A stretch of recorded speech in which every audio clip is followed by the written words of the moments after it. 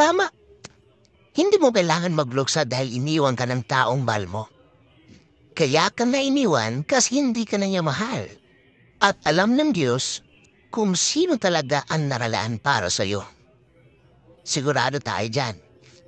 Mabuting tao, taong magmamahal ng tapat at wagas sa'yo, taong magtitiis sa'yo, taong mag-uunawa anuman ang kahinaan mo, taong tatanggapin ka dahil hindi ka naman talaga perpekto, dahil walang taong perpekto.